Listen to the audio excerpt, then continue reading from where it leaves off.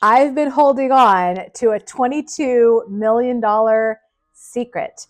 My team sent me a video with this title from the Dave Ramsey Show and wanted to have me weigh in from my experience mentoring women entrepreneurs over the last 20 plus years on how to create financial freedom. So let's see what the secret is, what Dave says, and I will share my insights as well, hopefully, so we can all learn from them. So let's dive in, and here we go. John, in quotes, that's not his real name, in other words, from Louisville, Kentucky, not his real place, in quotes. Big secret call coming in. So, John, what's your question? Yes, sir. Well, about 2 years ago, I won one of those multi-state lottery drawings with a group of coworkers, and I haven't told anyone besides my wife and besides one sibling. No one knows. And How much? My question for you, after taxes, it was about $22 million. Woo! $22 million after taxes. That's pretty amazing. And I'm curious to see where we go here. So he actually won the lottery. This is what a lot of people dream about. And sadly, a lot of people who win the lottery end up going bankrupt and having no money in the years following. So hopefully he's able to hang on to this and make sure that it is a blessing and not a curse. Holy crap. Wow. Holy crap is the understatement of the century. Yeah. How old are you? It was a lot. I'm edging up on about 50 years old. Okay. Okay. So you haven't told anyone, and I've got some guesses, but why? Well, the first thing I did when I found out that I won was research. And it said, that you read all those 1 in 5 people lose their lottery winnings or go bankrupt within 10 years. There you go. 1 in 5 in 10 years.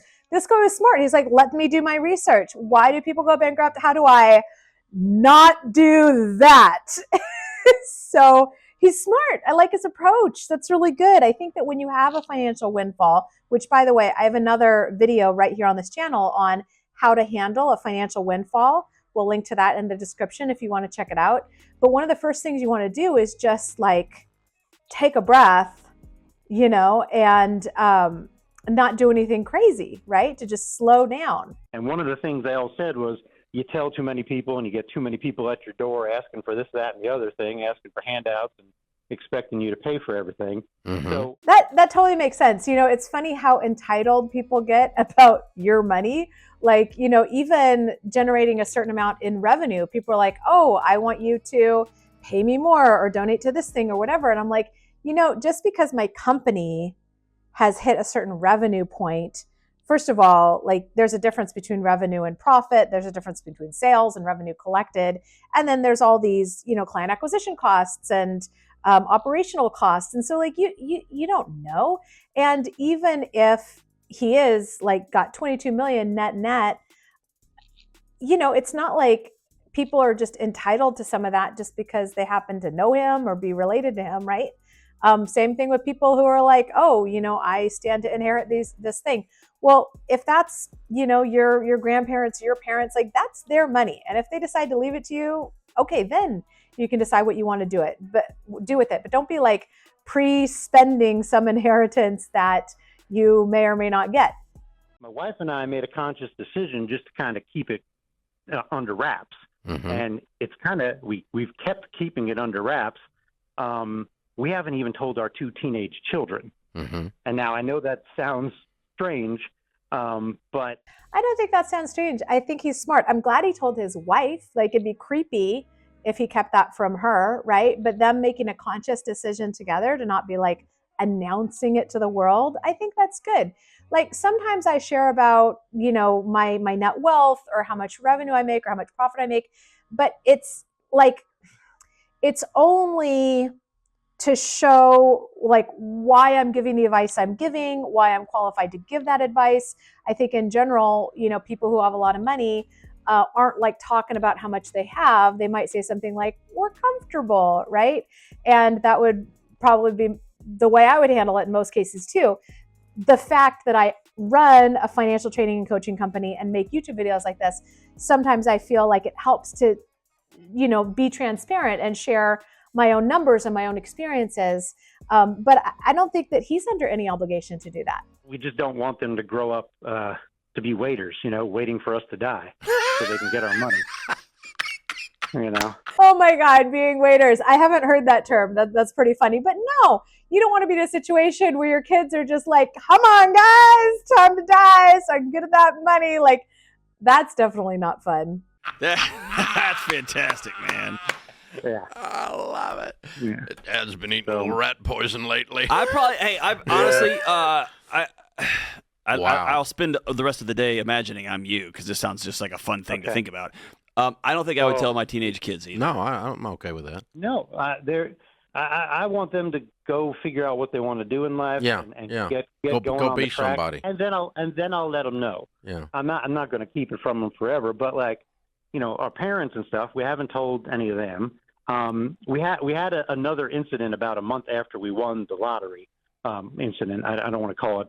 My wife's great uncle passed away shortly thereafter, and he didn't have any kids, and he was never married, and he left most of his inheritance to my wife and her siblings. Mm-hmm. So we've been able to use that as like our cover story for when we help people. Like I bought my mom a roof. I know, really, really nice of me. Yeah. But when she says, "How can you afford this?" I just say, "Oh, it's great, Uncle Bob's money, Mom. He wanted us to do this." Or whatever. Uncle Bob's money's at least 2x'd now. That's great. Yeah. Oh, and you can get have you got a decent car? You're going to love me, Dave. My house was paid off before I won this. Yeah. My wife and I really have no desire to move. Good. We had just paid cash for 2 Toyotas before we won this, and we still have them. We're not looking to upgrade to anything because they're perfectly fine cars. So okay. We Are you still working? I'm not. Are you still working? I am still working. Do you Isn't hate that it? ridiculous? No, it's not. No, actually, that's why I'm there, because I kind of like my job. Okay. Good for you. I think you should keep working. Yeah. Yeah. It's going to make you a better employee, because when your boss comes in. Have you gotten some great investment advice? I have, yes. Good. Okay. I have a team, as you can imagine. Okay. with this, you with need this a amount of team. money. You need a team. Yeah. So so it's good. not a huge team. It's a group, and they're doing well so doing far. a good job. Good. Okay. So, I like everything you're doing. And it's not anyone else's business. Right. That's what I hope. And I don't think you're being like a hermit in a cave weird, Unabomber weird or something like that. Right. I think you're just being wise, because what you've discerned is that some of the people in your life could not handle the equation. Correct. That is a very good assumption on your part. Yeah. And so you're doing them a favor by not putting the strain on them, including teenagers. Mm-hmm. So the only thing I can get close to is that by the time my kids were teenagers, we had begun building substantial wealth.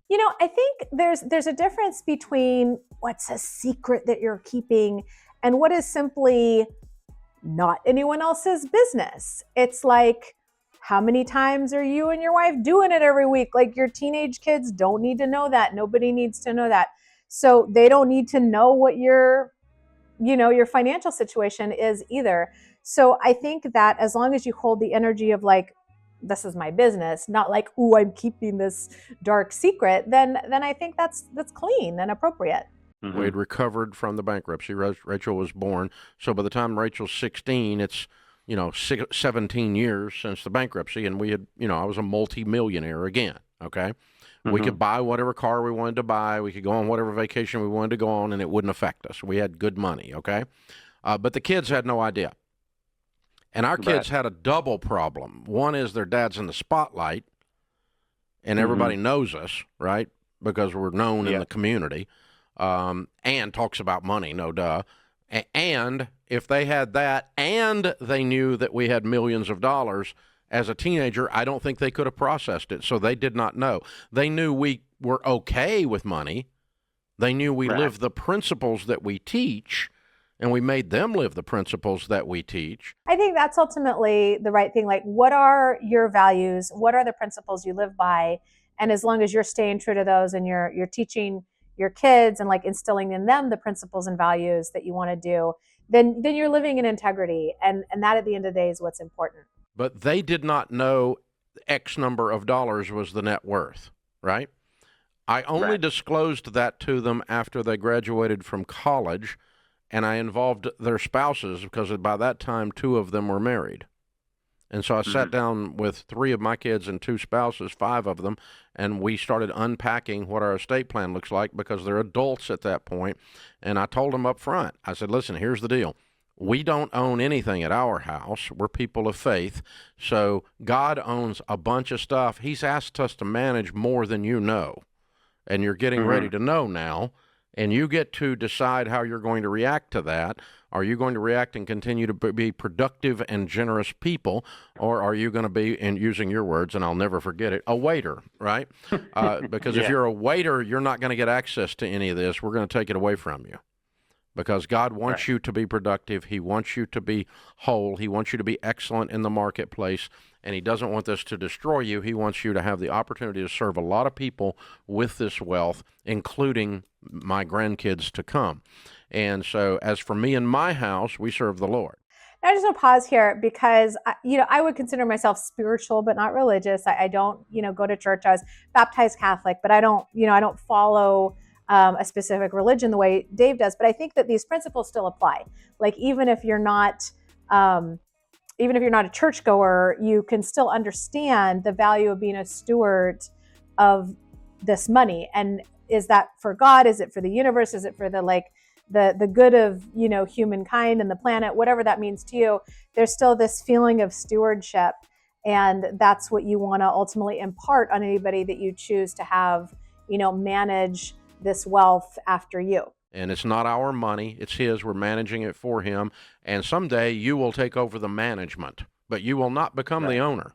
If you think you're the owner, you won't get to take over the management. And that's how.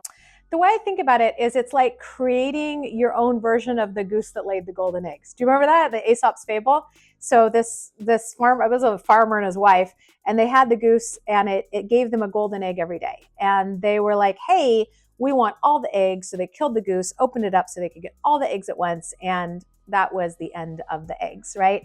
So when you're investing and you're, putting your money into assets to grow for you, you're growing a bigger and bigger golden goose. And what you want to do is to be able to sustainably enjoy, receive, live off, harvest the golden eggs without killing the golden goose. And so when you've gone through the trouble of creating a golden goose, like have those eggs benefit not just you, but like generations to come, and be part of your legacy and contribute to people and causes that you believe in and you want to support. So I would say never, ever, ever, ever kill the golden goose. You just want to give the care and maintenance and nurturing of the golden goose to the next person when you're not in a place to manage it anymore. But then that becomes this gift that keeps on giving as part of your legacy forever. So that's how I like to think about it. That's how I unpacked it.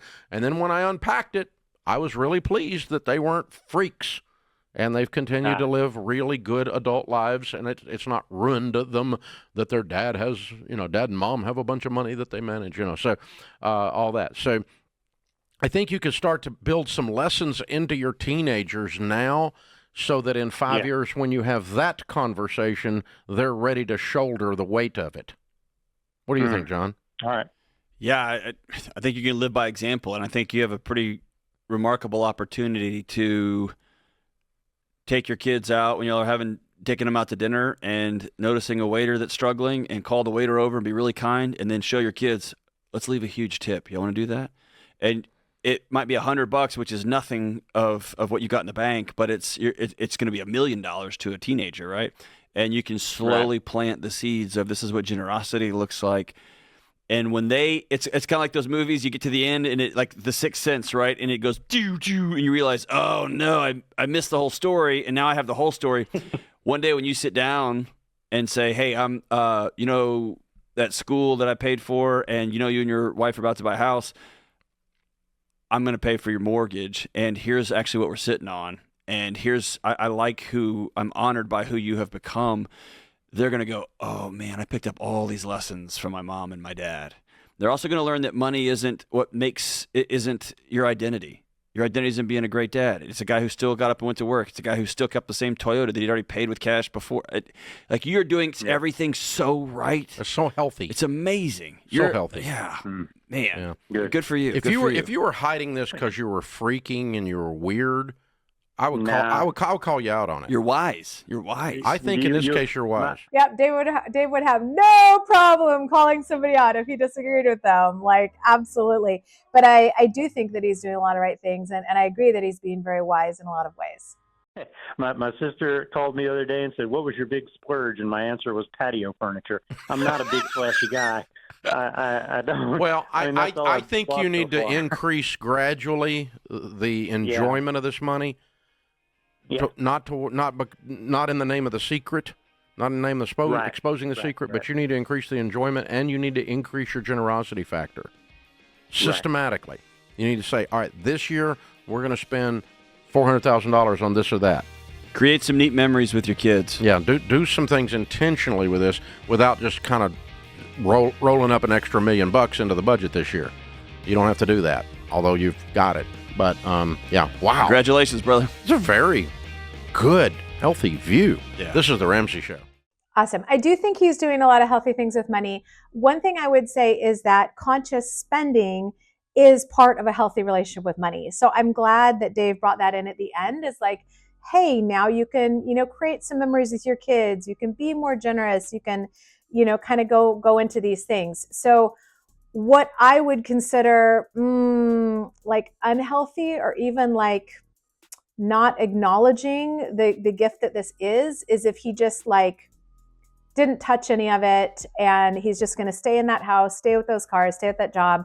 Like, he received this blessing, right? So it's okay to enjoy it and share it, right, in a sustainable way. And so what I would do if I were him is look at, if we have this $22 million golden goose, what does that look like in golden eggs, so that we can enjoy some of it and we can give some of it without killing the golden goose. So I'm just going to do like a little math for a sec. If you have a $22 million golden goose giving you 4% a year in golden eggs, that would give you $880,000 a year in golden eggs. Now, he's going to have to figure out some tax strategies. That's going to be pre-tax. So depending on where he pulls it from and how he handles it, he may or may not have to pay tax on some of that.